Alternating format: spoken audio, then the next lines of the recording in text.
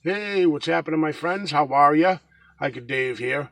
Before I start the video, I just want to give my condolences to the family of Mike Woolley. He had just passed away a couple days ago, and I just wanted to just give my condolences to the family and his friends.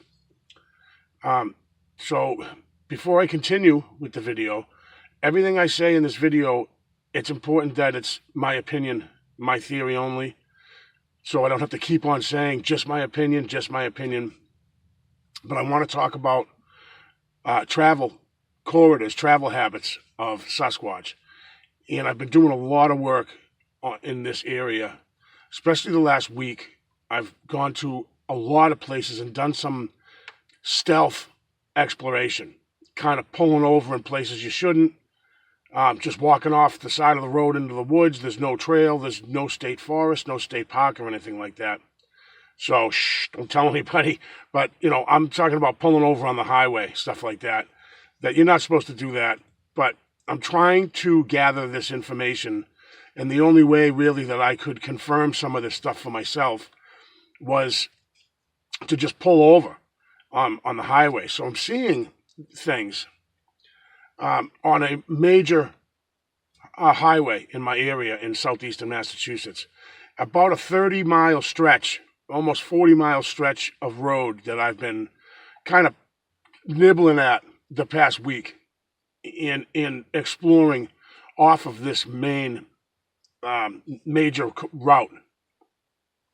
So about a year ago, I was seeing things off the side of the highway that looked out of place, but I'm like, I'm not going to stop. And, you're on a major 4-lane highway. So I kind of bit the bullet. I'm like, I got to stop at some of these spots, hit the hazards, pull over. And so before I decided to do this, I started to see a common occurrence off the side of the highway on both sides, traveling north and south. And what I was seeing was one single solitary birch tree, about whatever, not a massive birch tree, the size of maybe a forearm. That just the one birch that's broken and facing towards the highway. Now, here in Massachusetts, they take pretty good care of the highways here as far as off the sides. What they'll do is corrections facilities will take inmates and they'll bring them out. And you'll see them on the side of the highway often. You'll see a sheriff's van and they'll bring inmates to clean the sides of the highway, clean trash and debris and stuff like that. And it's clean. It's something that is done. It's common to see it. It's done often.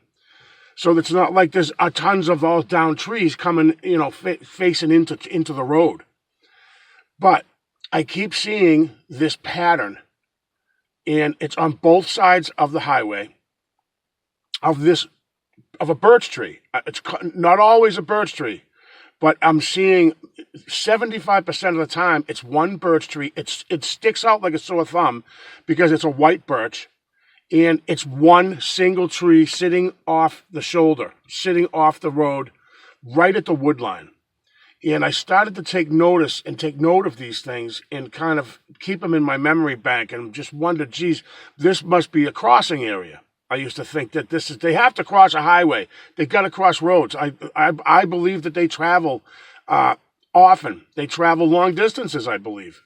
So was gathering information on travel corridors, and I started to get information on these micro travel corridors. So I'd go into a state forest or state park, and I started to recognize directions of these breaks.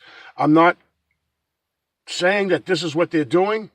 I'm only noticing a common occurrence, that the direction of these breaks are actually facing in a certain direction, south, southeast to north, northwest. Now, I've been doing this for a while now, gathering information on this. And what I did, I want to show you on a map. So far, what I have found in just a 35 to 40 mile stretch of area, and off left and right to the sides of the highway. All right, so we got here a map of southeastern Massachusetts. It's a much larger map, but I have it folded in half because I really have just been kind of in this area. This is about a 40-mile stretch right here. Right along here is about 40 miles. And I've gone up a little bit this way, up and towards the Blue Hills area, towards Boston a little bit. This area here is kind of where it all started for me. And I started to do the micro travel corridor in this area here.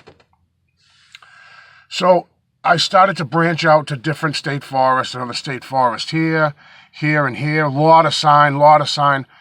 Now, this is the major route, 495, that runs right all the way through Massachusetts.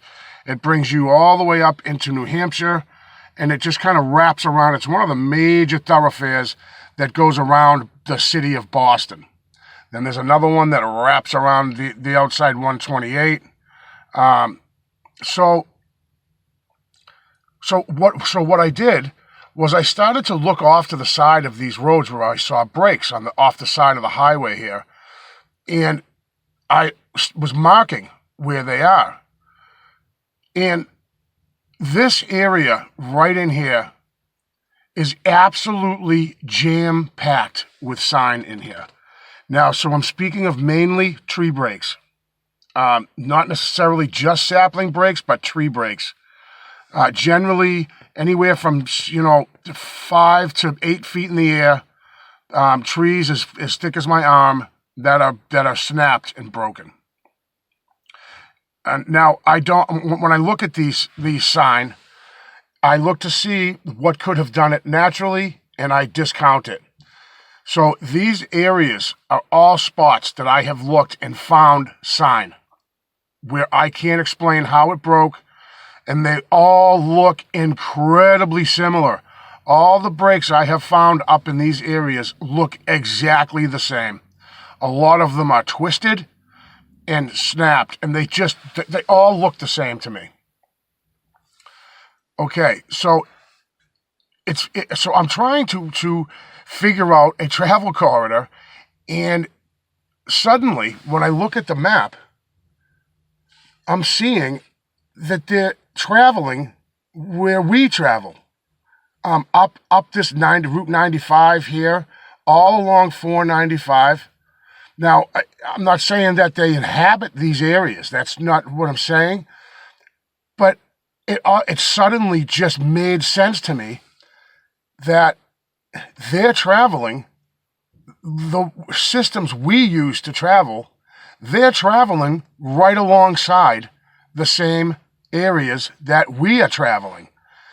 And of course, it makes sense.